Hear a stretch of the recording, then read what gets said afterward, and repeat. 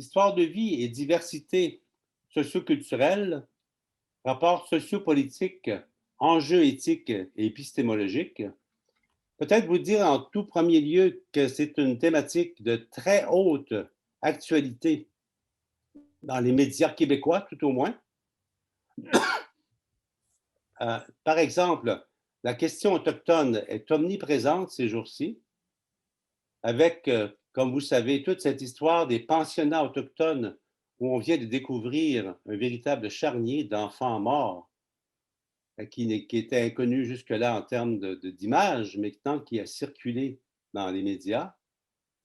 Vous avez également cette, toute cette problématique des soins de santé avec la mort tragique et presque mort en direct, puisqu'il y a eu une vidéo qui a été montrée de Mme Joyce Echaquan, à Atikamek, qui a fait état d'une maltraitance en plein traitement de santé.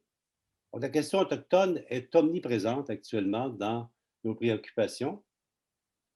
La condition féminine et la violence conjugale ont été également à l'honneur pendant, malheureusement, dans cet hiver, avec une série de féminicides qui ont été rapportés dans les médias.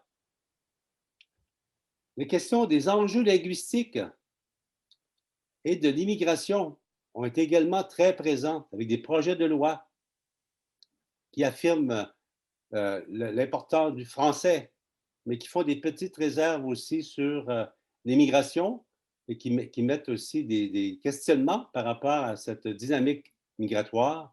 Donc, vous voyez, ces trois thèmes-là seront abordés autrement par les panélistes, sont de très, très grande actualité et importance. Je vous présente dès maintenant nos panélistes et nous procéderons aux présentations. Alors, dans l'ordre, la première qui s'exprimera est Mme Kaja Kazmierska, professeure associée au département de sociologie de l'Université de Łódź en Pologne, qui nous parle directement de Pologne, et directrice également de l'Institut de sociologie. Sa présentation sera en anglais. The title, Ethical Aspects of Social Research, les dimensions éthiques de la recherche sociale dans l'usage des récits biographiques. La présentation sera en anglais avec cependant un support de PowerPoint qui aura une partie française. Suivra ensuite, dans l'ordre, Mme Luciana Kind, professeure à l'Université pontificale catholique de Minas Gerais, Belo Horizonte, Brésil. Elle enseigne également dans le programme d'études graduées en psychologie. Elle a fait beaucoup de travaux sur l'approche narrative, la question du genre et des politiques. Sa présentation, Young Feminist Political Agenda in a Digital Storytelling, l'agenda politique de jeunes féministes à travers les récits narratifs digitaux ou numériques. L'hésitation encore dans la traduction.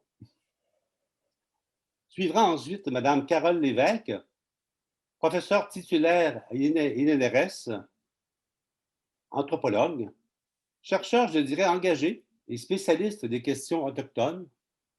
Sa présentation, le récit individuel et collectif comme outil de justice sociale en contexte autochtone. Muriel Molinier, professeur HDR Sorbonne Nouvelle Paris 3, qui fait des travaux sur la littératie, plurilinguisme et l'interculturalité.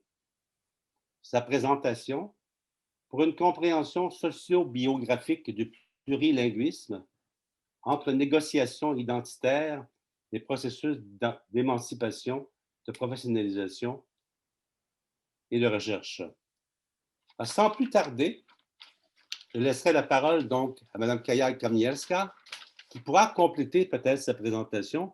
Et voilà, c'est parti. Merci beaucoup.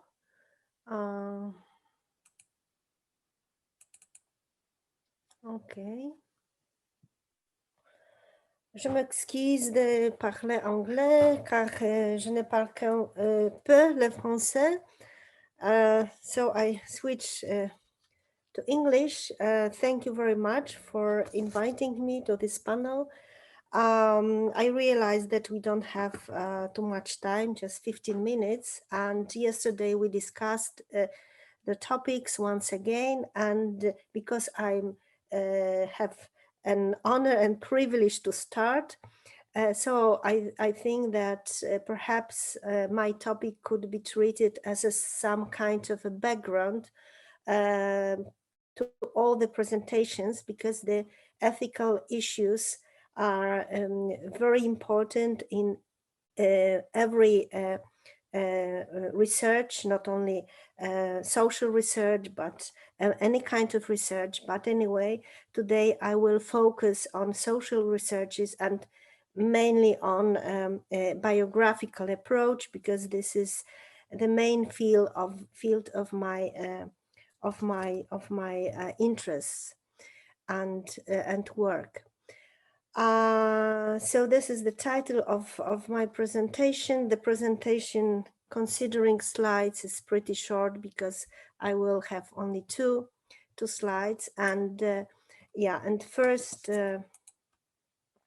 I would like to to tell you about what I'm not going to say today in details, because we don't have enough time. But I think that just putting the other issues that I would like to discuss a bit, it is necessary to at least present some kind of a list of ethical issues that are nowadays discussed and that should be taken into account when we approach to biographical studies nowadays.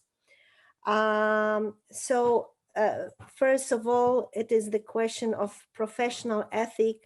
So this is the question that each researcher should ask him or herself when applying certain methods, certain methodologies, methods and methodology, because nowadays we have lots of different approaches, also considering biographical studies.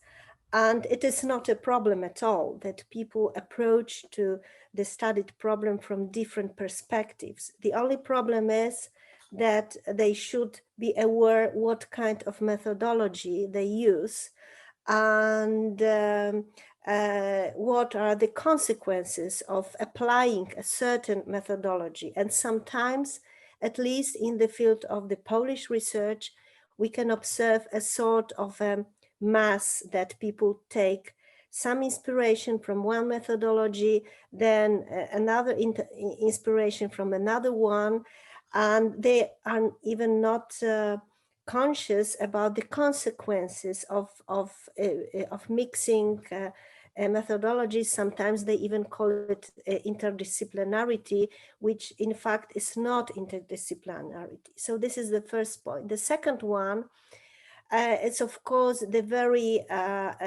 process of interviewing or of collecting biographies, but nowadays mainly we collect life stories by interviewing people, by conducting biographical interviews or biographical narrative interviews, whatever. We meet a person, and nowadays it's really obvious that we should treat a person as a partner of interaction on an equal level. It is not just a subject to be investigated, but this is a partner for in our interaction, and we should respect people's needs, people's expectations.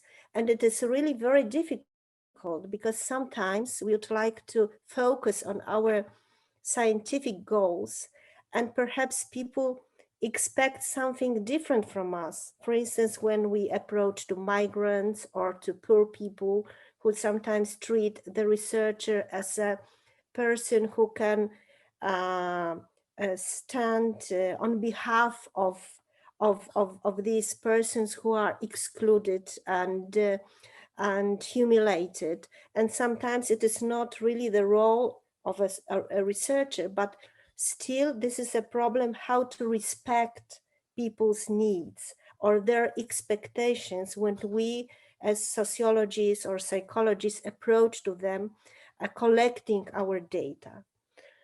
The next point, which is quite close to the previous one, are nowadays ethical codes and informed consents that quite often increase this, what I call the professionalization of ethics.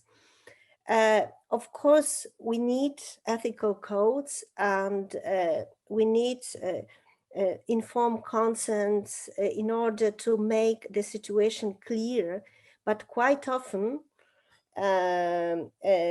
researchers, or especially those who supervise the research process, are focused so much on this kind of regulations that they really forget about our interviewees, about people who I will repeat again, have their own needs and expectations, because unless somebody signs an informed consent, quite often it appears to the researcher that he's all right because everything is legal and all the expectations considering this process of investigation are just done. And that is not true, because people should have the right to withdraw their not only have, they should have the right to withdraw their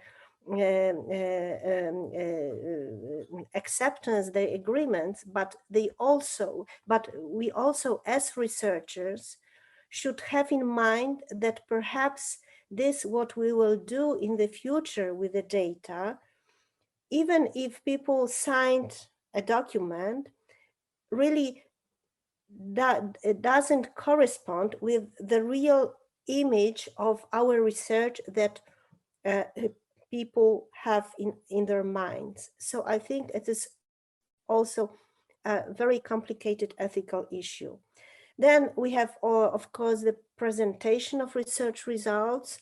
And here we have a new problem nowadays, especially in the internet era, when it's very difficult sometimes to anonymize people's accounts, if we need to anonymize them, because people show up in internet, in Facebook, Instagram, or whatever, and sometimes we can really have difficulties to keep this promise that the account, that the biography, if any, it will be presented as anonymized material.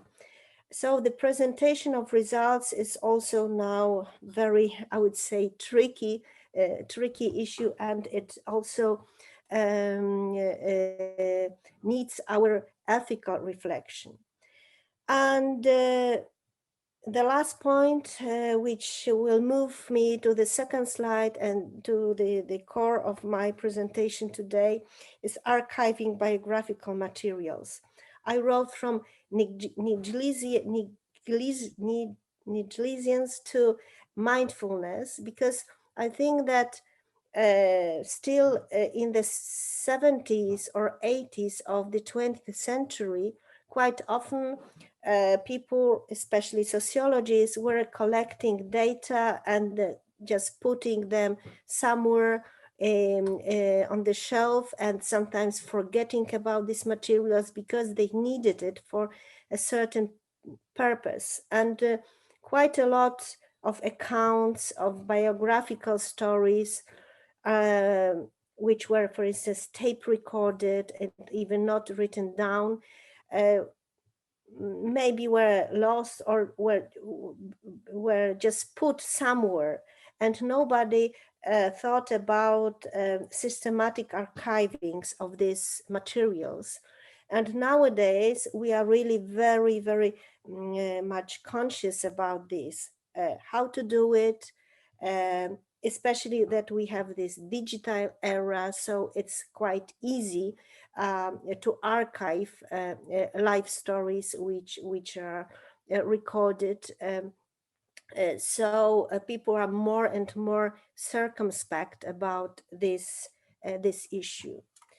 Yeah, and I would like today have some more comments about this this situation, when from the one hand we are really in a privileged situation, considering the past, that we have all these technical means for recording, for archiving. We don't need meters of archive space in order to archive people's account. We just can't record them, and in this digital form store them somewhere. So recently we could observe, I would say, a new phenomenon that it's even in the literature now called big quality data. Of course, we know this expression big data, and it is taken from totally another field related to this big statistics and sometimes economy, sometimes market business, but also sociology. So this expression big quality data is taken from this this expression big data. But what does it mean? It means that people, we as researchers, also thanks to these facilities, technical facilities that we have nowadays, the same as in the case of photography. Yes, we can take lots of pictures, and we can also record lots of life stories because we can, yes, I see your hand, because, you know, we can do it quite easily. And what is the result of this? I would call it this situation as unintended data inflation. What can be considered in these two dimensions that I listed? In memory archiving, and this is directed mainly to oral history field, when lots of testimonies of people remembering the past are collected, and it is very good phenomenon that historians but also sociologists collect oral history documents. But the problem is that these witnesses are quite often treated just as witnesses. So their stories are put in some digital form somewhere. And of course, we as researchers, or sometimes ordinary people, they have the right to come back to these stories. But altogether, they are in a way forgotten because they are lost in this mass of big quality data material. So we approach to people, we ask them for their story, but sometimes we do nothing else with the story because we as researchers don't have enough time. And then I move to this second point, the project life cycle and the data life cycle, because we very often organize our professional life, researcher life, according to projects that we get and that are financed by certain institutions that expect from us to, of course, to done the project, to publish the results, and to close the project. And then we are expected by our university to apply for a new project. And it is especially very difficult, and it has also this ethical dimension in itself. And it's difficult in biographical field because we have, at least I have, the feeling that I don't have enough time to analyze all the materials I have already collected because I have to move on to another research. So I put it in digital form. I told myself maybe one day I can come back to this material, but still what is behind this material? It is a human being, a person who gave us our story, and perhaps and gave us our time, and perhaps expected that his or her story will be important for us. And we declare it's very important. That's last sentence. We declare it's very important what you are saying me, but then we come back home or to our offices and we leave this story because we don't have enough time or enough insight in order to respect this what was given to us. And I think it's really a big ethical problem. And in all the research, it's not important what topic we are investigated, but this problem is always the same. Thank you very much. Sorry if I prolong a bit. Thank you very much. Merci beaucoup. Now we'll go to Lucy Alakind, who will present our communication. Bonjour. Just a sec. Here we go.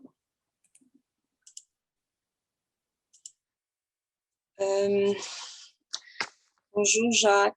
Je suis désolée Agnès. Moi aussi. I have to switch to English.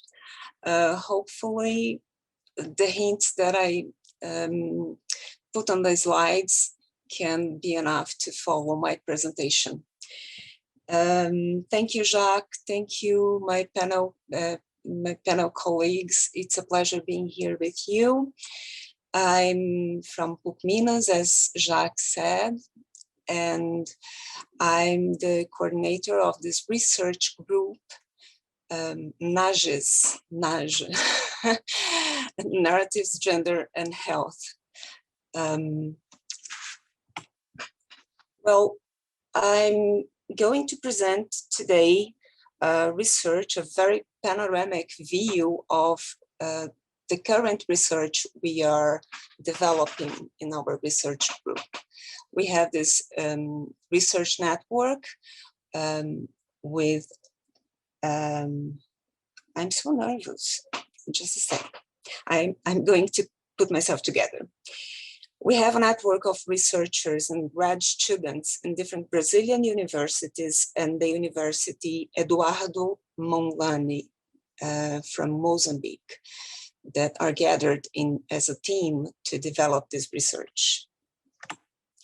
The main objective of this research is to analyze the processes of subjectivation in trajectories of young feminists who use online and or offline spaces as for political debate and social interaction. As Jacques said before, I study narrative inquiry, and for this research, we are trying to establish a dialogue with a Greek researcher that lives in the UK, and we are trying to deal with different format, different platforms for collecting data, for gathering stories. And we're gonna talk about this later. We are also trying to deal with different sorts of data, qualitative data. It's a qualitative study with different methodological strategies. For the production of empirical material, we are following feminist manifestations since 2019 in different cities in Brazil and in the capital city of Mozambique, Maputo. We are also following some collective profiles on digital media. At last but not least, we are interviewing young feminists with different backgrounds and political practices. So this colleague, Alex Georgikopoulou, she with Michael Bomberg had built a counter movement on the narrative research. They call it so, counter movement. And more recently, she's applying small stories. Is this method? It's a method. It's a theoretical approach as well. And she's applying small stories research to study digital storytelling on social media. The focus is not on how big or comprehensive is the story, but how they are in daily life constructed in social interaction. So we are trying to follow her in this intellectual intuition that social media is part of our daily life interactions, and we tell stories a lot in different ways on the websites, social media, and so on. Georgikopoulou problematized the emphasis on, and I quote, a specific type of narrative, in particular, the long, relatively uninterrupted, teller-led accounts of past events or of one's life story, typically elicited in research interview situations. We have created a profile for the research team on Instagram to follow feminist activities online. Just as an illustration, these 3 digital profiles of feminist collectives are highlighted in this presentation. The first one is the feminist headquarter. QG stands here for Quartier Général. It's a digital magazine, a multi-platform feminist magazine. Their publications touch on sensitive topics in the feminist debate. Some of them, some of the most popular posts are about motherhood. These posts usually they provoke a very controversial debate on the commentaries and the reaction people go to in the interactions online. There are also very personal stories to which people react with solidarity. So we are trying to follow these commentaries and trying to analyze these stories that are told through interactions and which meanings they have to the debate of the sensitive topics. It's not the only one, it's just an illustration here. We followed some digital incidents, something that go viral on the internet as well, and spread feminist debate. So we followed this particular incident, which was a performance prepared and convoked by Las Tesis, Le Thèse, which is a collective from Chile, and they addressed very successfully violence against women. This is one of the most important issues in the feminist struggle here in Latin America, but also global-wide. Las Tesis called women through their Instagram page profile to a performance in Santiago, November 25, 2019. There was a dress code, viens avec des vêtements de fête, glitter on, your wardrobe for this performance, was the message. Easy choreography to be followed. So kind of dance with a graphic drawing about how people should perform the act. Catchy lyrics and no evident leadership whatsoever on the side of the performance. The performance was reproduced in the main cities around the world. In Brazil, in Belo Horizonte, I've been to the act. I took part on it. It was really intense.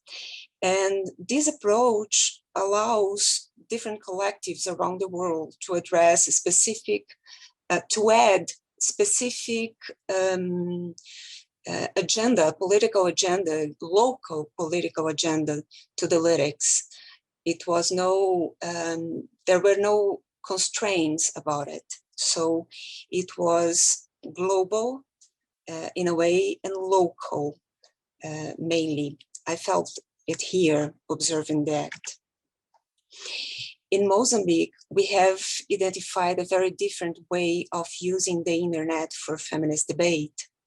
The interviews are being helpful to understand how the sharing of experiences and political engagement is taking place on blogs, WhatsApp groups, or Facebook, with very few interactions online.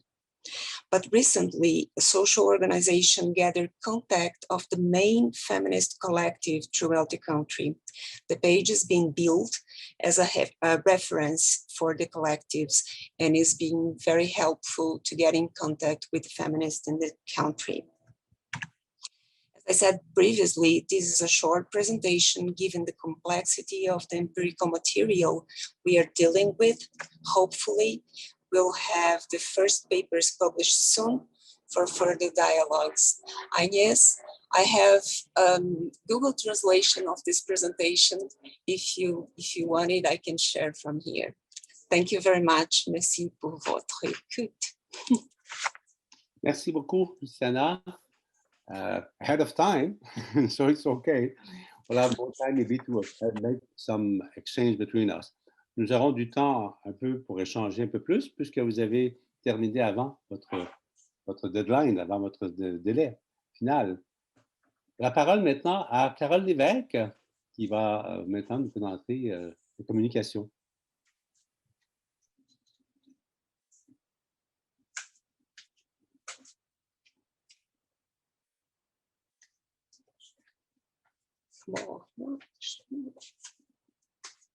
Bonjour.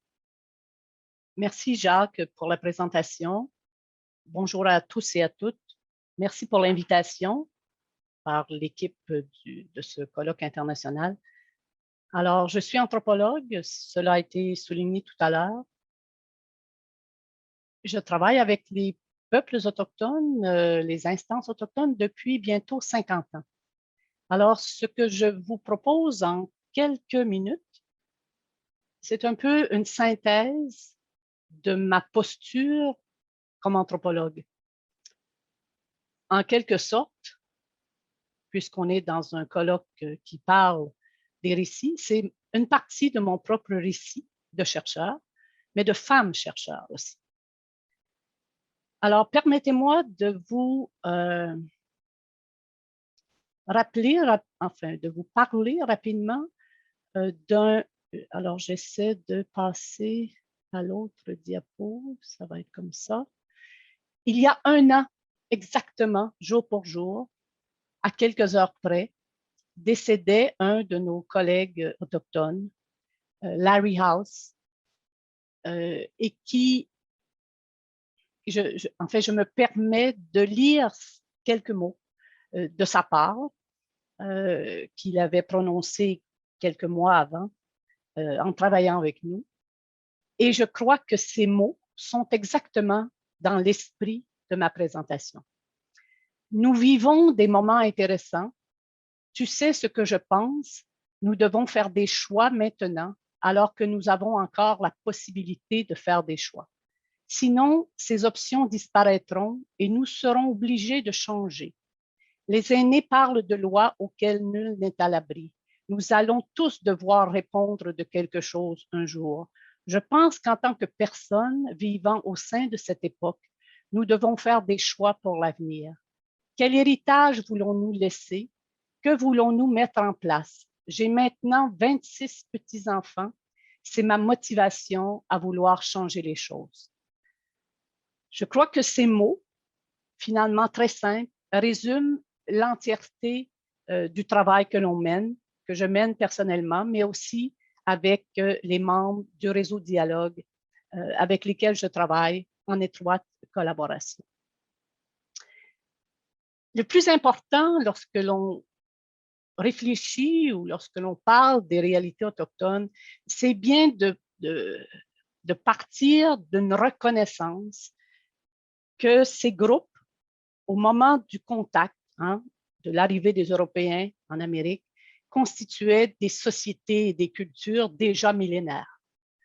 Ils étaient nomades, semi-nomades, sédentaires, mais tous et toutes constituaient des sociétés organisées. Et c'est ce qui est si difficile à comprendre encore aujourd'hui et avec ce que Jacques nous racontait tout à l'heure concernant des événements qui se passent actuellement, là, dans un présent très lourd, malheureusement. Ces sociétés, ces cultures avaient des ressources, composaient différents types de populations, utilisaient des territoires, développaient des relations de différents ordres et tout ça était intégré dans des systèmes de savoir, ce qu'on appelle les savoirs autochtones. Et même quand on parle de savoir autochtone, on a tendance à réduire ça à des informations. Mais vous le savez bien, vous qui êtes pour la plupart, la grande majorité des chercheurs, le savoir, c'est bien plus que des informations. Et dans le cas des Autochtones, leurs informations partagées, transmises de génération en génération, faisaient partie de systèmes de savoir intégrés également. Alors, ce qu'il faut se rappeler de ça, c'est que la survie et la reproduction des groupes sociaux reposaient sur l'existence de mécanismes de régulation sociale auxquels les différents membres du groupe, peu importe sa nature, peu importe l'époque, auxquels les membres du groupe adhéraient. Ces mécanismes, ces pratiques permettaient évidemment d'intervenir à l'occasion de difficultés ou de dissensions. Ils reposaient sur des valeurs, des principes de vie qui favorisaient l'entraide, le partage, la cohésion, de préférence à l'individualisme et à la compétition. Ces valeurs et ces principes étaient transmis d'une génération à l'autre et valorisés à travers les obligations et les responsabilités quotidiennes et saisonnières.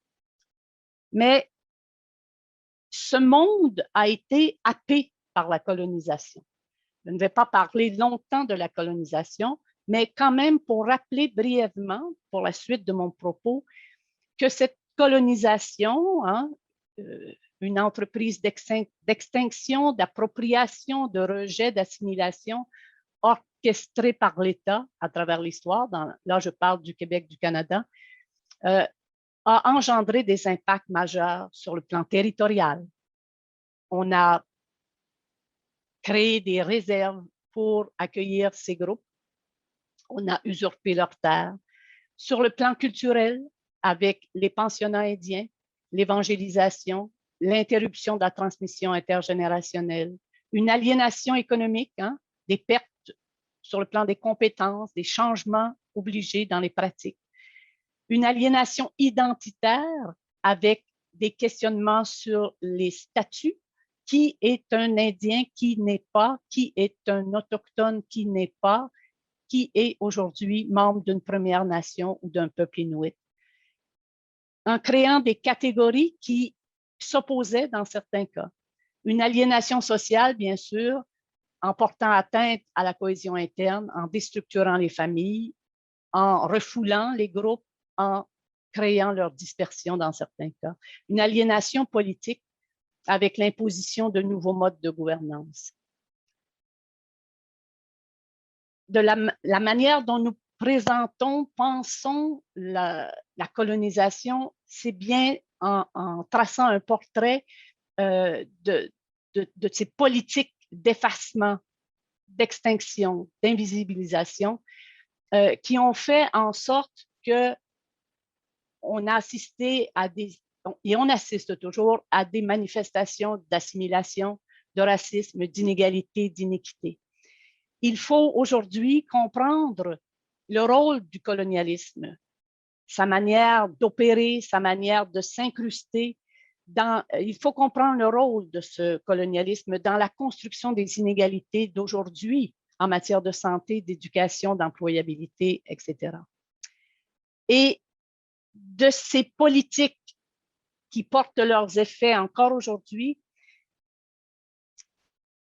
on peut voir une manifestation ultime qu'on appelle le traumatisme intergénérationnel ou transgénérationnel. Ce traumatisme défini par des chercheurs autochtones comme un outil pour comprendre les effets traumatisants des écoles résidentielles sur les enfants et les petits-enfants des survivants. Et avec la tragédie mise au jour il y a quelques jours à peine au Canada, qu'on a trouvé les ossements de 215 enfants à Kamloops, en Colombie-Britannique, on est exactement là-dedans. C'est-à-dire, ces enfants, nous saurons, j'espère, à quelle époque ils ont vécu. Mais aujourd'hui, le traumatisme qui est associé à ça traverse les époques et les générations. Et la plaie est aussi vive aujourd'hui qu'il y a peut-être 100 ans, qu'il y a 50 ans, qu'il y a 150 ans.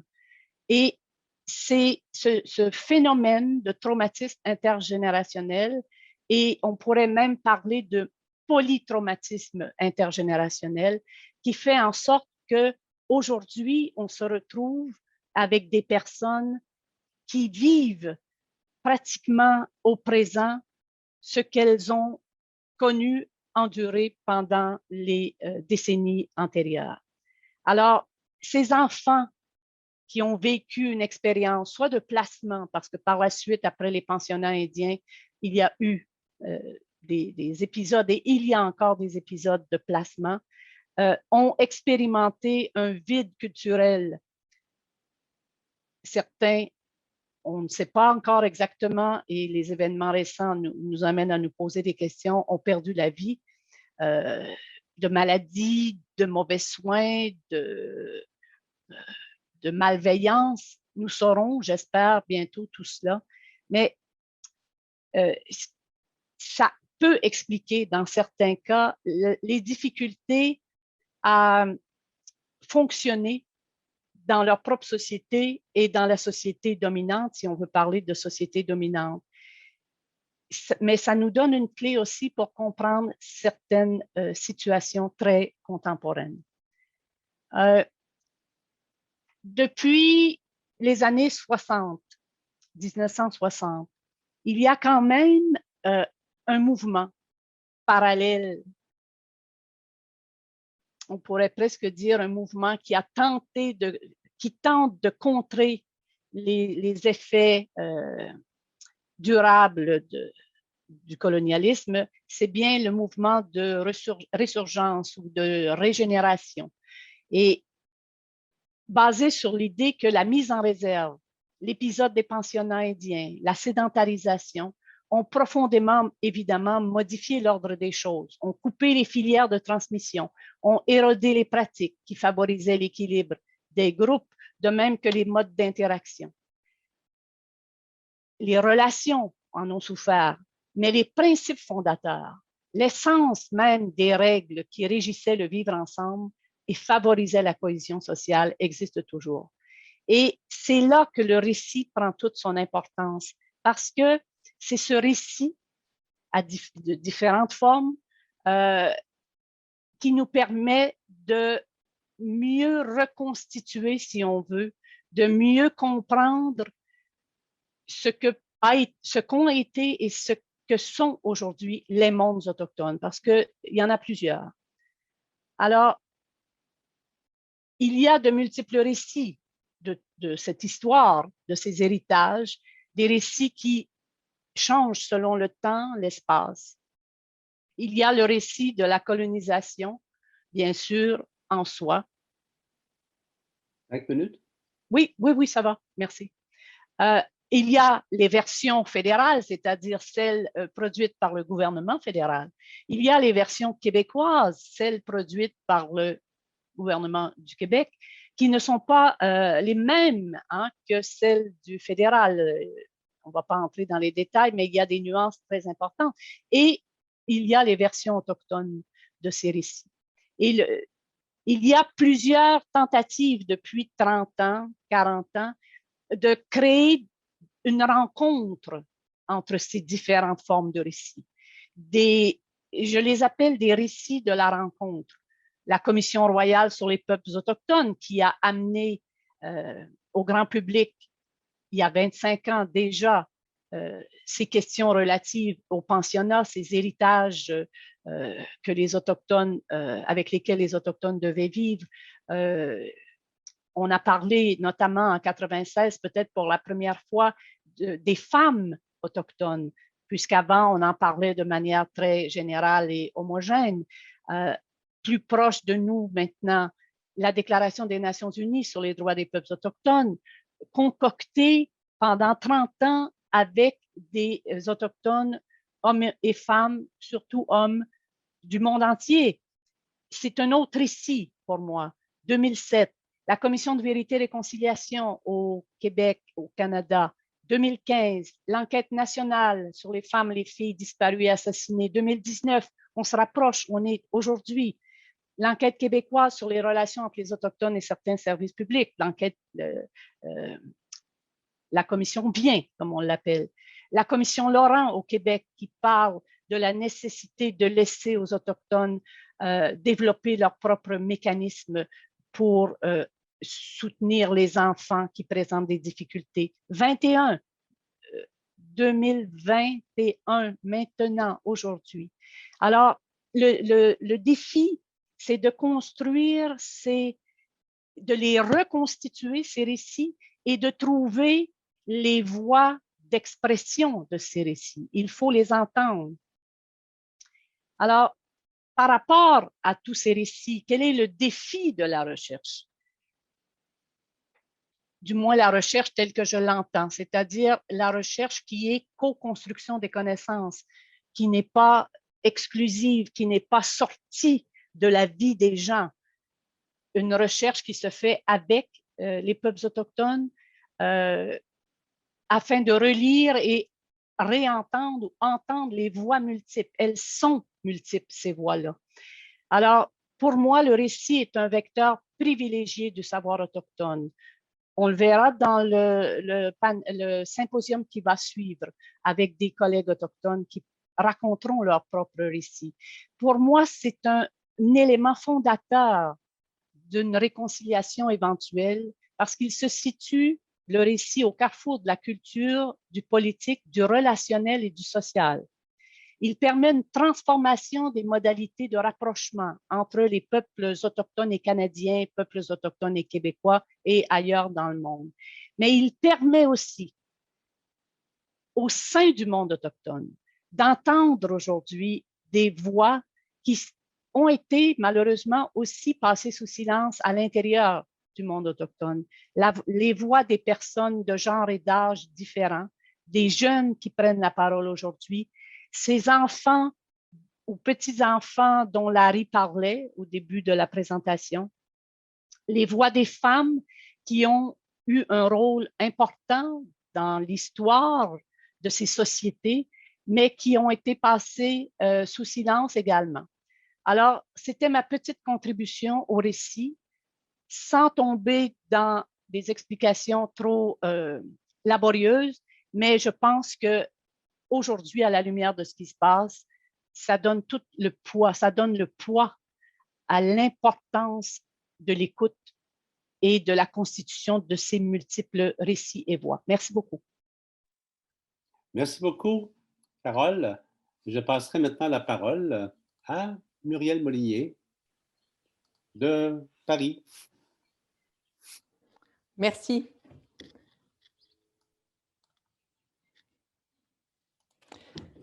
Merci Jacques, merci à mes collègues pour ces magnifiques présentations. Donc, j'ai réintitulé ma propre présentation Pratiques autobiographiques comme ajustement créatif entre le sujet et son histoire plurilingue.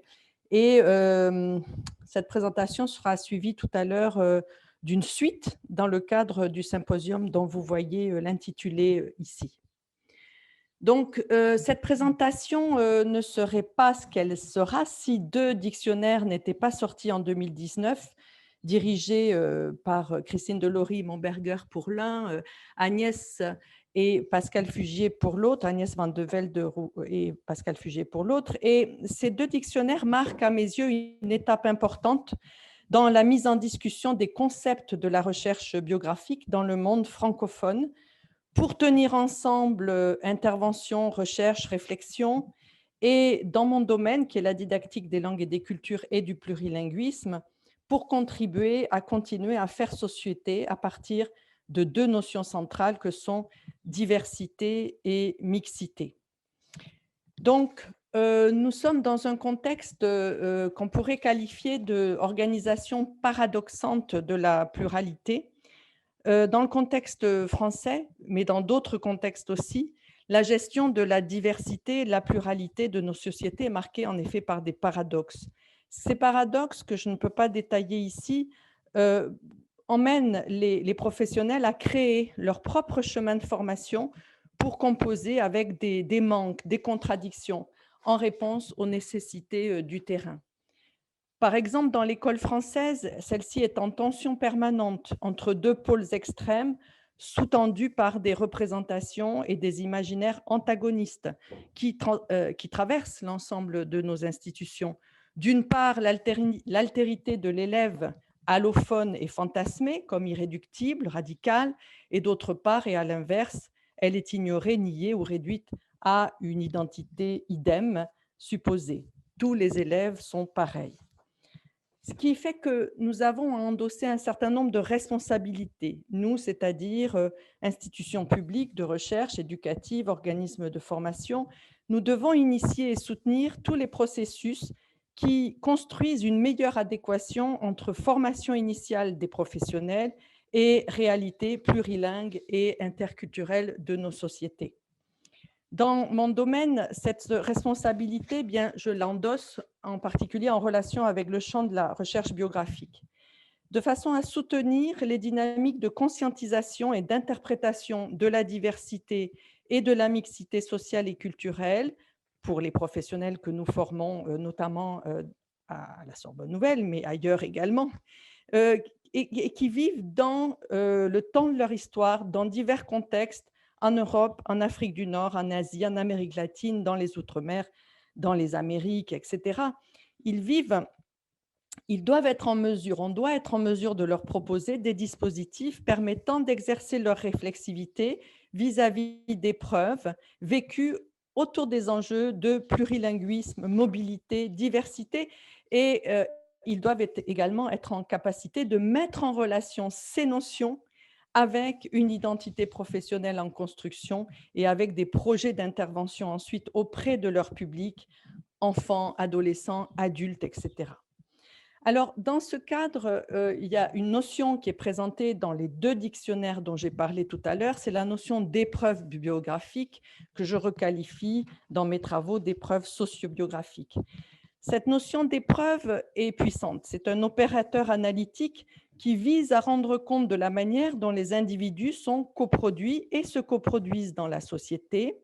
Une notion qui s'attache également à la façon dont les individus agissent et vivent ces épreuves sur les plans différents énumérés par Vincent de Goljac ici dans la citation. Une notion donc qui implique une conception du social et de l'individu qui n'est pas une conception unilatérale, déterministe ou bien libérale au sens d'un individu tout-puissant et capable de s'auto-générer.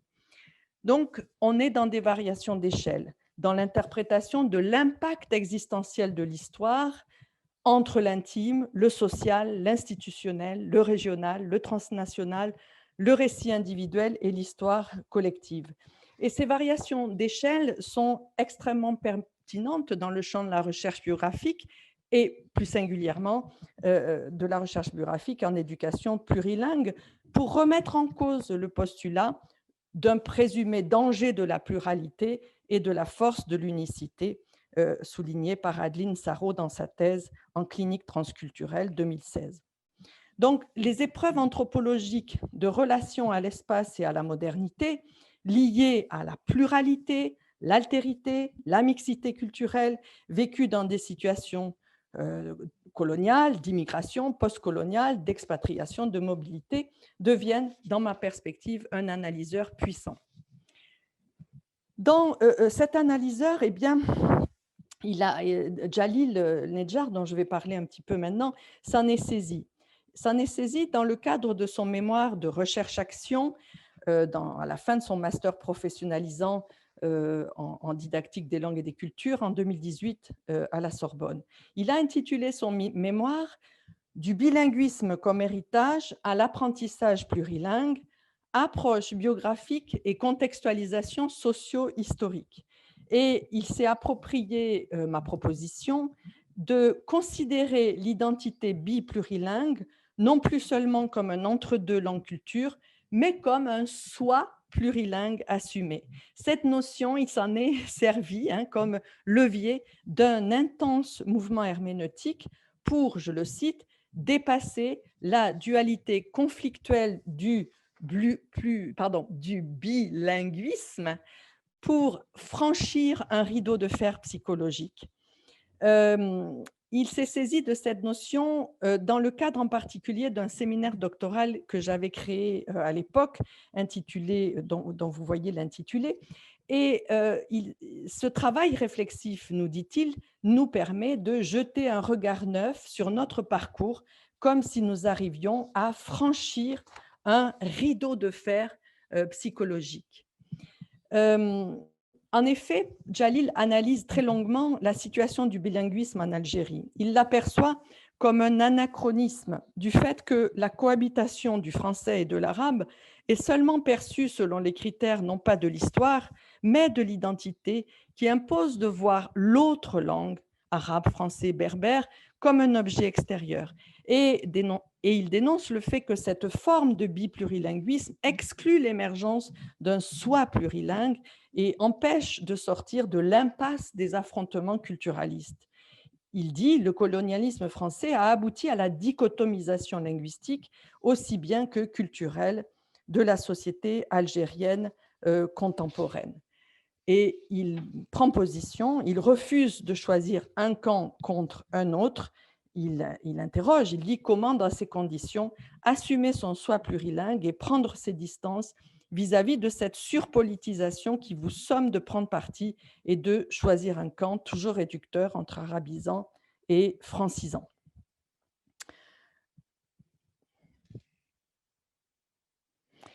Alors, ça nous conduit à essayer de créer, bien sûr, là je viens de parler d'une littératie assez classique, il s'agit d'un mémoire, mais depuis 2018, j'ai travaillé en relation avec d'autres chercheurs sur des médiations plurilittératies de façon à créer des possibilités pour des récits alternatifs et ce que j'appelle des mises en œuvre de soi. Pourquoi faire représenter au sujet leur expérience de la mobilité éducative, de la migration et de l'expatriation dans des formes audiovisuelles? Eh bien, parce que ces processus de représentation favorisent, selon moi, un va-et-vient créatif entre connaissances intellectuelles et sensibles, registre de la réflexion et de l'éprouvé. Elles s'inscrivent dans la longue histoire des modes de subjectivation, donc des modes de rapport à soi et par conséquent des formes que prend la subjectivité. Elles permettent au sujet de mener les négociations identitaires internes et externes qui lui sont nécessaires pour vivre son multilinguisme et ses métissages intellectuels. Et je nomme, mise en œuvre de soi, la capacité du sujet à effectuer ces médiations et ces articulations. Il faut donc créer des démarches et des dispositifs. Dans le cadre d'une didactique renouvelée, s'inscrivant dans le paradigme du tout-monde qui désigne chez Édouard Glissant la totalité monde dans sa diversité physique et dans les représentations qu'elle nous inspire, que nous ne saurions plus chanter, dire ni travailler à partir de notre seul lieu sans plonger à l'imaginaire de cette totalité. Donc, dans le cadre de cette didactique-là, eh bien, nous avons créé avec mes collègues de l'Université de Los Andes à Bogota un MOOC intitulé Comprender las dimensiones interculturales en la cotidianidad, compreender as dimensões interculturais na vida cotidiana, comprendre les dimensions interculturelles dans la vie quotidienne, Understanding Intercultural Dimension in Everyday Life. Ce MOOC est paru donc en 2019 et il comprend 4 modules, dont un module que j'ai animé intitulé « Mobilité interculturelle et mise en œuvre de soi, une invitation à la création socio-biographique ». Les objectifs de ce module du MOOC, vous les voyez ici, sont de s'intéresser à la façon dont les autobiographies plurilingues racontent le monde, ou plutôt le tout-monde. Son objectif, 5 minutes, est de décloisonner les savoirs autobiographiques, théoriques, artistiques, au sujet de l'expérience interculturelle. Mais les objectifs, c'est aussi de mettre en résonance sensible, poétique, des expériences interculturelles et des œuvres autobiographiques multimodales. Alors, bien sûr, il y a différentes vidéos dans ce module 4 et vous voyez que la vidéo leçon 4, en rouge ici, s'intitule « Biographie langagière et conscience de notre histoire ». Et il me plaît à montrer, pour boucler ce bref exposé, que les savoirs construits par les masterants, doctorants, jeunes enseignants, jeunes formateurs dans le cadre de nos formations, eh bien, ces savoirs sont réinscrits dans le MOOC en question. Et vous retrouvez ici un extrait des savoirs donc, construits par Jalil, qui écrit ce témoignage et que je cite dans le MOOC. « En faisant ma biographie langagière, je reconsidère les inhibitions qui favorisent l'enfermement dans un monolinguisme. Je découvre que ces inhibitions traduisent les conflits linguistiques et culturels dans ma société. Désormais, je comprends mieux certaines crispations identitaires ou replis communautaires, certains affrontements autour de références supposées être le socle d'un consensus national. En nous initiant à l'approche biographique, nous sommes invités à considérer le bilinguisme à la fois comme lieu de conflit, mais aussi comme opportunité d'ouverture vers l'autre et vers l'universalité. »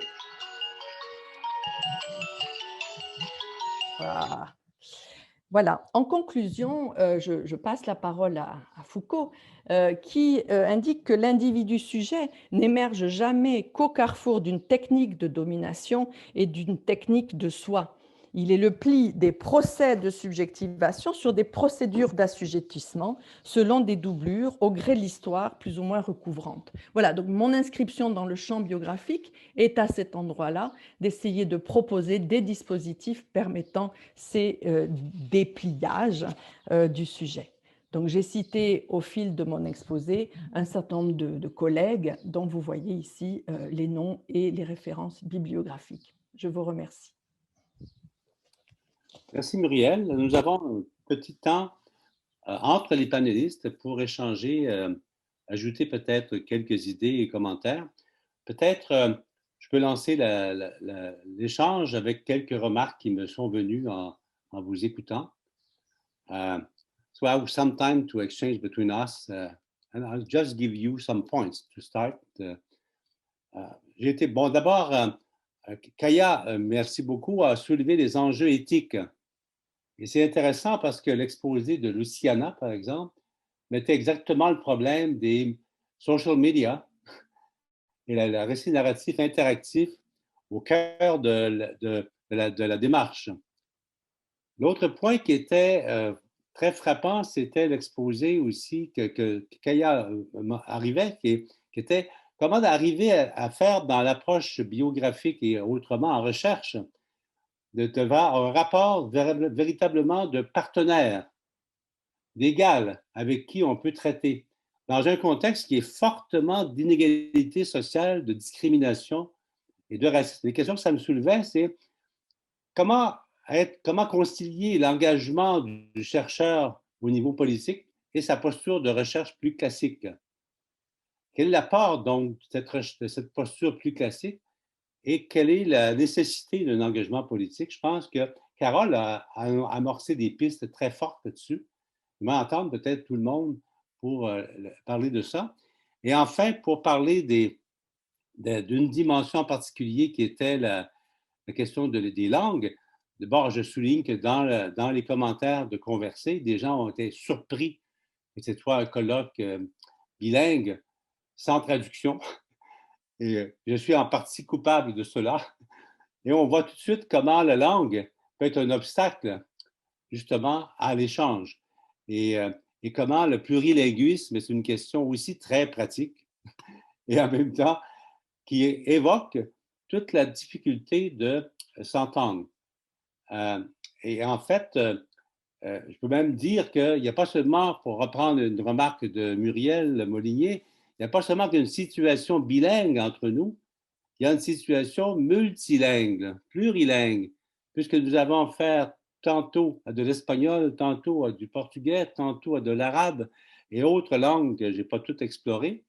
Donc, nous sommes tous porteurs d'au moins plusieurs langues, avec plus ou moins de maîtrise, mais ça pose effectivement un des problèmes de la diversité culturelle qui s'impose, je dirais, dans la recherche et dans l'intervention biographique en particulier.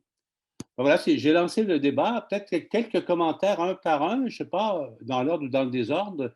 Peut-être juste, on peut commencer, je ne sais pas, par qui voudra dans les 4 présentations. Puis on n'a pas beaucoup de temps, mais on a quand même une dizaine de minutes là. Voilà. Alors, puis qui veut commencer à répondre ou à enchaîner sur d'autres choses, d'autres questions? Can I start? I'd like to thank you, Muriel, Kaya, Carole, pour votre présentation. I'm a social psychology. In Brazil, it means I'm closer to anthropology and sociology, linguistics, literature than with the science with a capital S. This kind of critique that social psychologists in Latin America have tried to impose as a scientific mode of production. I love the presentation. Thank you, Muriel, for bringing some Portuguese into your slides. It was a pleasure reading Portuguese. And I was struck by all of your presentations. I'd like to address Kaya and Carole in 2 questions. By ethical standpoint, we are trying to discuss and develop our researches here, taking into account that we as researchers are also a kind of participant in the research. So we are co-participants. We are doing research with Shavak all the time. And it is a concern, an ethical concern. How do we share our reflections? Because we have turns in research. We have to come back to our offices and try to put together a lot of stuff. And we have also to share with them beforehand. We try to do that, and we try to do in a language that is easy to get. It's not addressing first the academic community. So I was really impacted with your presentations. Thank you very much. I'm going to take them with me, and yeah, I'd like to keep sharing with you this kind of thought. La question était posée à Carole et Kaja, mais Muriel a levé la main aussi. Veux-tu commencer, Muriel, ou on passerait la parole ensuite à Carole et à Kaya? Alors, très, très brièvement, pour que tout le monde puisse s'exprimer, je voudrais juste réagir, Jacques, à ta troisième question et situer tout simplement le fait que, comme tu l'as dit, nous sommes tous plurilingues, bien évidemment, parce que nous parlons différents registres de langue dans nos propres langues, avec des accents différents des gens dans une seule langue, et puis parce que nous en comprenons, lisons, aimons, lisons d'autres, bon, plein d'autres.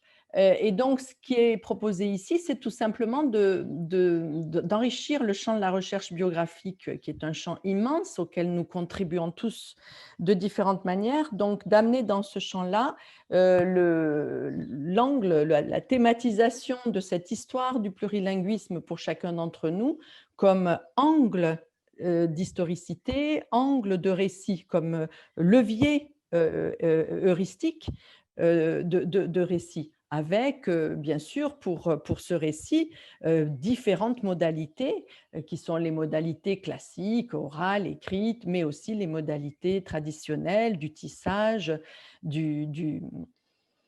de travailler à partir d'objets, de travailler à partir de souvenirs, de chansons, de comptines. Et puis, bien sûr, avec ce que j'ai présenté, le MOOC et le dessin, puisque tu sais que nous travaillons beaucoup avec mes collègues sur le dessin réflexif comme modalité de démarrage de récit. Et puis, bien sûr, maintenant, avec les outils numériques pour ceux et celles d'entre nous qui souhaitent les utiliser. Voilà, donc multimodalité, bien sûr, mais la proposition ici, c'est de se saisir de la question du plurilinguisme comme entrée dans le récit que nous pouvons faire les uns et les autres de notre histoire de vie.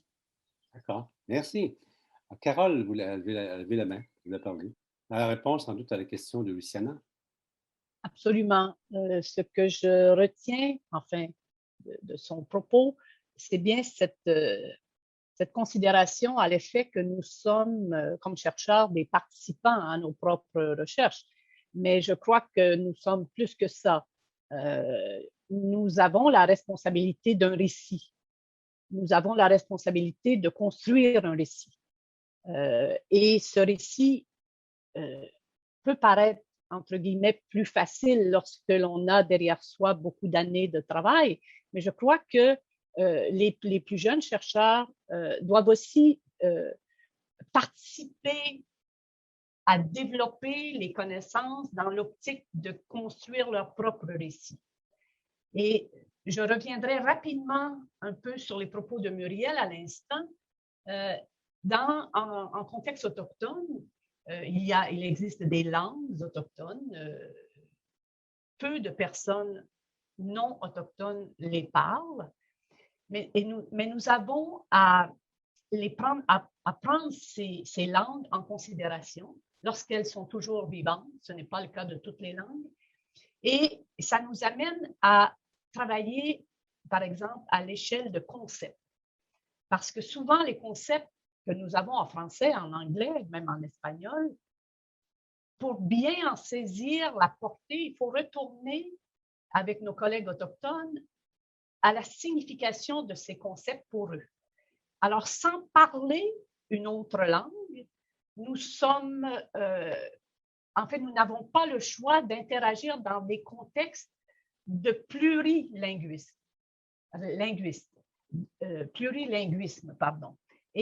Mais quel peut être notre rôle sans parler d'autres langues nécessairement, sinon quelques mots, quelques phrases? Je pense qu'il faut écouter et comprendre un peu ce que je disais tout à l'heure au début de ma présentation. Nous sommes devant des langues organisées et nous pouvons aller chercher, évidemment avec les limites que nous avons de manière respective, des significations.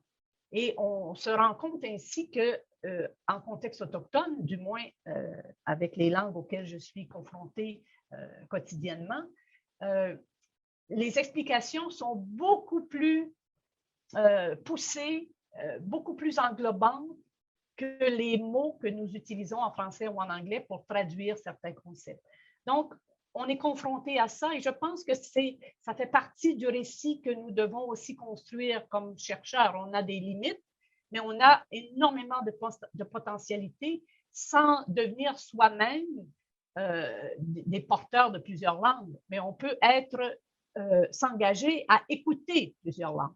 Voilà. Merci, Carole. Kaya, maybe want to react to? Yes. Thank you very much, Luciana, for your question. Yeah, of course, it's very complicated and it deserves lots of time in order to explain everything. But I think that there is some kind of continuum when the researcher can take a position towards a person who participates in the research. So on the one edge, we have just very strictly defined the roles of researcher and interviewee, and there are no borders in between. And I would say it's very classical. I come to a person in order to get some data, and then I work on the data.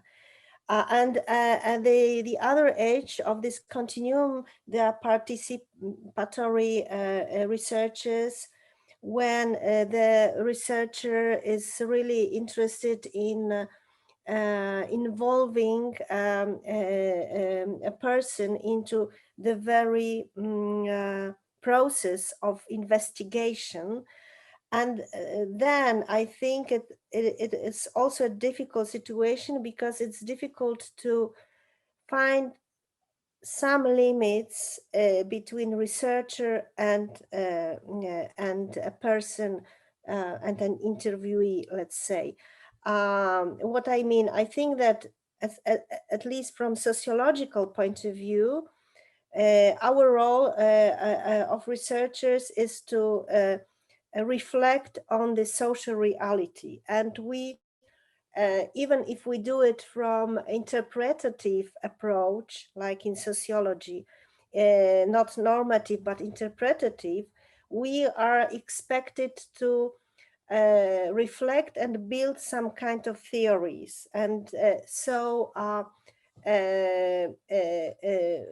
it's not the same when we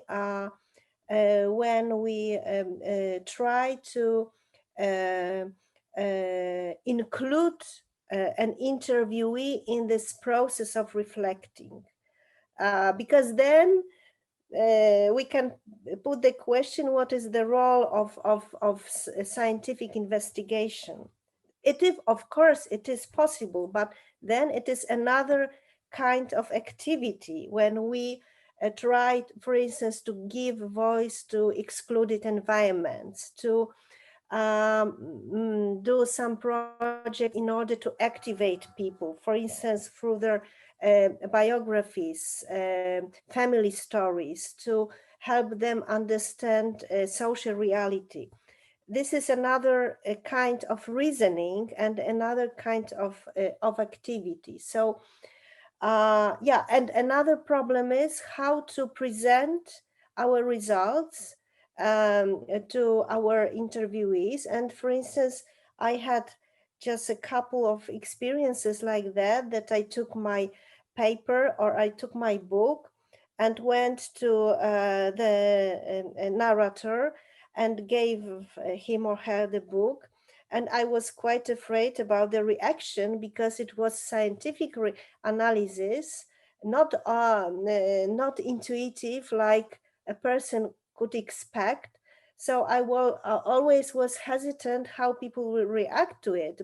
But this is what I should do, even confronting myself with some harsh estimation of my work. Luckily, up to now, this was welcomed and quite well. I had quite a good reception, so nobody felt offended or something like that. But I also had such a case when we did interviews with academic scholars, mainly retired professors, because we published the book on the oral history of our university. And in these cases, the stories were not anonymized because it was no use. So we had to present some experts of the story that we wanted to publish to these people, these professors, and the negotiations were really very difficult because of course they didn't want to look at themselves through their oral histories because they imagined that everything or that their voice should be like a kind of written piece which is totally different than the story that you give. So we took really long negotiations in order to be accepted, and we finally could publish the book because it was much more interesting than the text that they gave us after their corrections, because it was really a sort of imagined autobiography of a professor from the university without any details, anecdotes about their times of being students and so on. So it was not that interesting that we really got when they told us the story. So it's really very difficult and complicated matter, and for sure there is no one solution how to solve this problem of mutual relationship between the researcher and the person who gives us his or her story. Merci. D'ailleurs, on va passer bientôt à une séance de questions avec le public. Peut-être une petite phrase qui me viendrait pour un peu clore cet échange entre nous. C'est quand même cette formule que j'adore de Paulo Freire, qui dit que dans le fond, la posture du chercheur comme du formateur, quand il rencontre, il est dans un contexte de diversité culturelle, est une posture de dialogue où chaque partie est transformée par l'expérience de l'autre et réciproquement. Et que plus on va loin là-dedans, plus au fond, la recherche biographique transforme nos propres vies, comme peut-être un peu celle de nos interviewés, comme disait Kaya. I think it was clear enough in English. Dialogue is the key, but very difficult, as Paulo Freire would say, because we have to change. Each part has to change in his own perspective, his own life, and also his own kind of knowledge, scientific, experiential, spiritual, and everything. That's very complicated. Okay.